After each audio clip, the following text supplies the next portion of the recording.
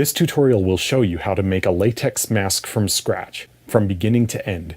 The process will include making a 2-part plaster mold of your head, making a clay copy of your head for sculpting the mask design, molding the sculpt in plaster, cleaning out the mold, casting liquid latex in the mold, and pulling out and finishing the final mask. Start out by setting up in the bathroom facing a large mirror. Step 1. Take off your shirt and do a sexy dance. This is the most important part of the process, so feel free to take as much time as you need. Start out by wetting your hair and combing it so that it sticks close to your head. We're going to start out by making a poor man's bald cap. Pull out a piece of plastic wrap about 1.5 feet long and lay it lengthwise against your head, covering your front hairline. Add pieces of duct tape to stick it to your face. Very attractive. Pull out another piece of plastic wrap and wrap that one around the back side of your head, covering the bottom of your hair. Tape it up. Your hair should now be completely covered. Take some Vaseline and rub it all over your face and neck, and any exposed skin or hair on your head. This will prevent the plaster from sticking to you. Dip plaster strips in a bucket of water and lay them on your face. Repeat until the front half of your head is totally covered. Lay the strips all the way up to the middle top of your head, all the way down the sides, and a little on the neck. You can cover up one eye, but leave the other one uncovered so you can see what you're doing, and keep holes around your nostrils so you can still breathe. After you have your face covered, you can use a hairdryer to speed up the drying process. It doesn't have to be completely dry, but it needs to be dry enough so that it will hold its shape when you take it off your head. Try to keep a good posture, standing up straight while the plaster is drying. 5 to 10 minutes with the hairdryer should be enough. When the plaster is dry, pull the mold off of your head. It should come off easily. The bald cap will probably come with it. That's fine. If you need to, reapply another plastic wrap bald cap and repeat the same process, covering the back of your head. It's a good idea to have some overlap in the middle to ensure that both mold halves will cover all of your head. Dry the plaster and then pull the mold off. To make a clean division between the two halves, put both of the molds on your head until one overlaps the other. On mine, the back one overlapped the front one by about 1/2 inch. Use a permanent marker to mark the edge of the overlap. You can then take off that half of the mold and then cut it with scissors right along the line that you drew. The two halves should now join together smoothly at the dividing line. Add more plaster strips to seal up the nostril holes and the eye hole. It's also a good idea to add another layer or two of more strips for extra strength. Now we're getting ready to put clay into our molds, which we will then form around a foam head. We're going to cut the foam head into pieces and then tape it back together. Having the foam head in pieces will make it easier to remove when we're pulling it out of the plaster mold that we will be making over the final mask sculpt. I cut the head with a long serrated knife, a bread knife. This was very messy. Little pieces of foam stick everywhere. Do this over a tarp or somewhere where it's easy to clean up. Prepare your molds by laying down some plastic wrap into the insides. Then take large pieces of clay and press them down into the molds. Push them all the way with a lot of pressure to ensure that you're filling all the details of the molds. There are many types of clay you can use. I am using pottery clay mostly because it was cheap. It's not the best for sculpting, probably a bit too wet and soft. Oil-based clay is much better for sculpting, but it is more expensive. Something that might be good to do is first lay in a small layer of oil-based clay or any other high-quality clay on the surface of the mold and then fill the rest with the cheaper clay. Fill in the molds completely with about 3/4 of an inch of clay.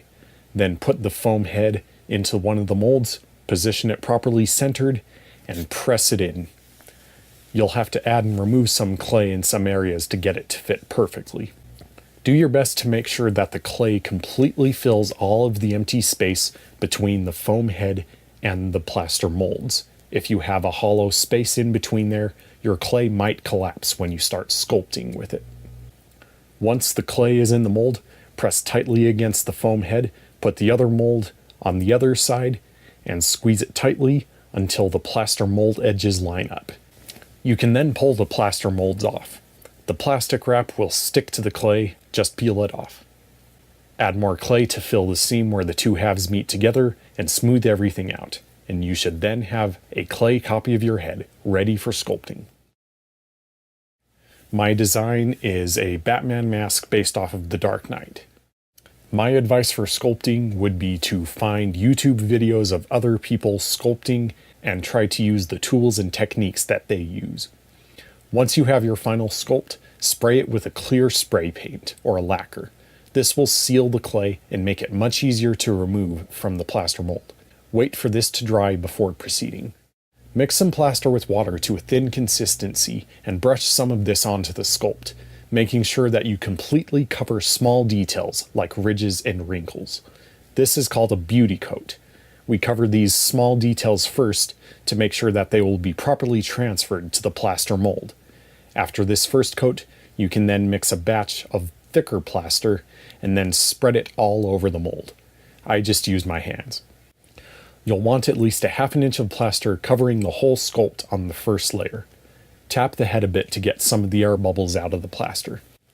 Now I'm using plaster of Paris because it's easy to find and it's pretty cheap, but it can be a little soft and not too durable for detailed molding work like this. There are stronger plasters out there like Hydrocal or Ultracal, which are much better for this process. You can buy those from online stores. And if you can afford the cost, try to go for these higher quality plasters. To build up the mold, I used alternating layers of plaster and plaster strips. I'd lay on a layer of plaster and then add a layer or two of plaster strips. This is a good way to add durability and strength to your mold. You can also use burlap straps.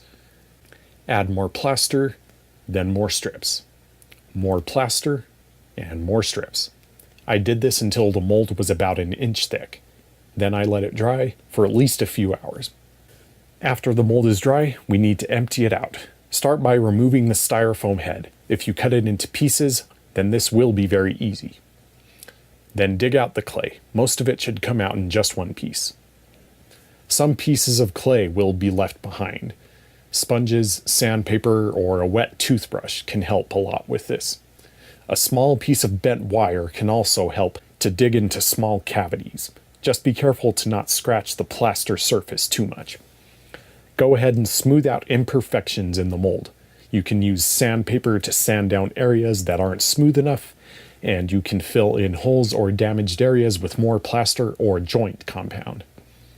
Try and clean out as many tiny plaster and clay pieces from the mold as you can. I took the mold outside and sprayed it with the garden hose, and then wiped the insides gently with a towel. I also sprayed it with a clear lacquer to seal and hopefully smooth the inside more. For working with latex, set up in a well-ventilated area, like a garage or somewhere outside. A respirator is highly recommended. Have your latex in a container ready to pour. If you want latex of a specific color, mix in some acrylic paint. Thin the latex down with a little bit of water, about a tablespoon or 2 of water per cup of latex. This allows the latex to more easily seep into small details and will give you a thinner, more even layer that will dry faster. Pour a good amount of latex into the mold. Swish it around to get all of the inside surface coated. Then hold the mold upside down to drain out most of the excess. Set the mold on the ground under some newspaper with the hole facing down. This will help the latex drain out even more. Rotate the mold every couple of minutes so that the runoff will drain at the back and the front and both of the sides of the mold. This will help to prevent latex from pooling up anywhere in the mold. After all the excess latex is drained, set the mold down with the hole facing up and let the latex dry completely. A hairdryer on the lowest heat setting aimed inside of the mold a foot or 2 away will speed up the process. With a hairdryer, it should only take about an hour to an hour and a half for the layer to dry. Once it's dry, pour in more latex and repeat the process. Do this for about 4 or 5 layers. After all the latex is dry, you're ready for the most fun part of the process. Sprinkle some baby powder onto the latex. Baby powder prevents latex from sticking to itself. Peel the latex away at the edges of the mold and slowly pull it away from the plaster. Be gentle with it, don't pull too hard. Add more baby powder to the top side of the latex as you peel it off. Eventually you'll have it all pulled out and you will have a mask. A very dirty, ugly mask. You'll want to clean off debris and smooth out some areas. You can wipe off the mask with a wet towel. You can add more latex to fill in small holes. You can also use a Dremel tool to help sand off unwanted raised areas. The easiest way to paint a latex mask is to use latex mixed with acrylic paint. For my mask, I sprayed thin latex through a cheap airbrush to get a thin top layer. This worked very well to cover all the imperfections and debris and also helped to smooth out the surface. It was very difficult to try to get the surface perfectly smooth. As you can see, mine still has quite a few lumps and holes. Use scissors or an X-Acto knife to cut out mouth holes and eye holes. And then you should have a finished product, a custom homemade latex mask that fits your head like a glove.